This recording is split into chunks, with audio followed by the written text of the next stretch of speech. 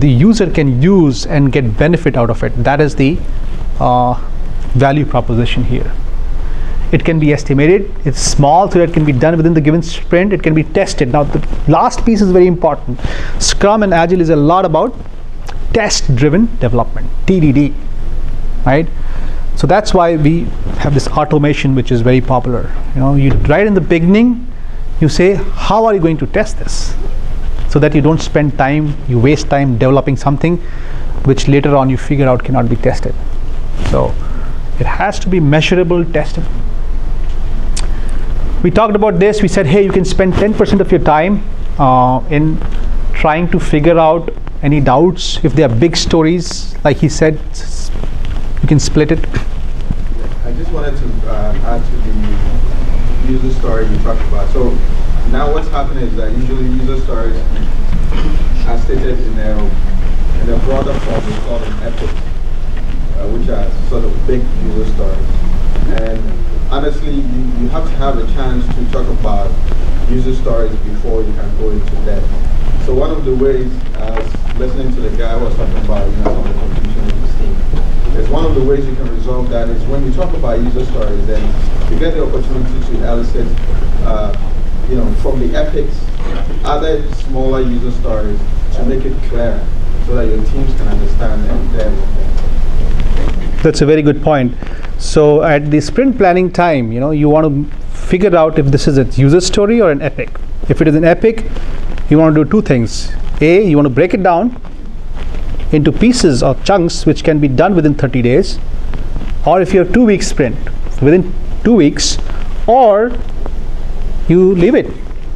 Now let the product owner decide that it is a high priority item or not. If it is a very high priority item in the top of the list of the product backlog and still has to be done, then maybe they need to figure out that what type of skill set is required to implement it. And maybe it's a possibility that you may not have all types of skill sets in your team.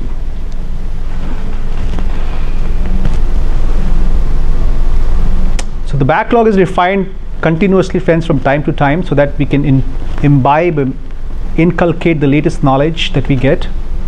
We estimate stories in story points. Fibonacci sequence. How do you guys estimate stories? Anybody? Fibonacci is one. T-shirt sizes like small, medium, large. Coffee sizes like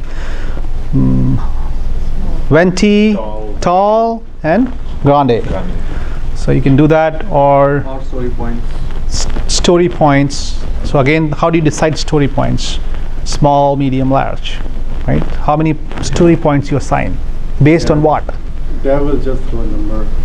Dev will just throw a number. So if you're throwing a number, we'll talk about a game, planning poker. Yeah. Anybody plays that?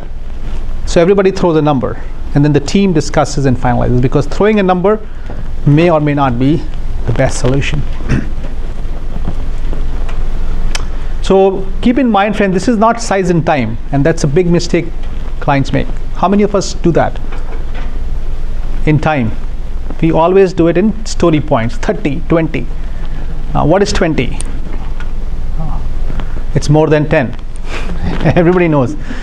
But I think this story is probably 10. And this one is 20, because seems like this is twice as big as this. And that one is probably 60, because seems like this is thrice as big as this. So in terms of complexity, technology, different aspects, you size them. So Sam, I've heard this before, that you size the stories based on complexity and not on the time spent. But if you're doing release planning, so say you are just starting the project and you have backlog, you want to give some number to the stakeholders, and or how many developers you're going to need, how many testers you're going to need. So you need to come up with some time somewhere. So how do you deal with that? So that's a wonderful question, and this is like the question chicken and the egg. And the answer is like this: that hey, let us do one sprint, and we will learn from that sprint and extrapolate it. That's the reality. However, when we are starting a sprint and you want to talk about the release planning, and you're saying that hey, we have 8 sprints planned, based on what? That's the first question. Based on what? Based on the size of the backlog, and that I'm going towards the time line, that say if the backlog is say 400 points, got 8 sprints, so I'm looking at around 50 points per sprint.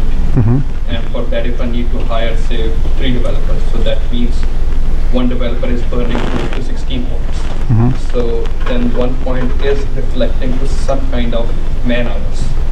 So that's where I was trying to understand how you can exclude hours but still predict. See, ultimately it is hours, but in terms of deciding the complexity of the story or how easy or difficult it is, we need to have a common understanding in the team. And that's where story points are a valid measure of doing it. So, not trying to defend or argue against the theory about story estimation, as in you're not looking at the time, but the sprint has a time. Number of people in the sprint is number. It's not some wild guess or anything. Everybody knows how many people are in there. And whether or not how much you try to talk the theory, somewhere people will want to say how much time it's gonna take. So it's a challenge Scrum Masters face when working, facilitating even sprint planning meetings. So when do you stop pulling in, backlog item into sprint just based on story points, just because you have 4 big stories and 3 small, medium stories and all that. I'm not arguing any point. I'm just saying it's a kind of tricky point Scrum Masters face. Yeah, but so let me ask this other side: who is able to do it successfully? Anybody with story points? Mostly yes. How? How are you able to do with story points and not focusing on the time? So History? yeah, we kind of compare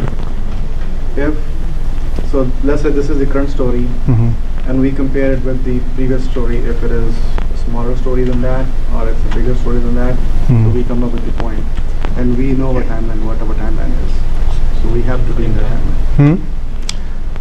Yeah, I mean, see, ultimately it's all time. We're not denying that, but the way we are estimating, we're not putting a number to it. We are putting based on complexity, based on level of difficulty. And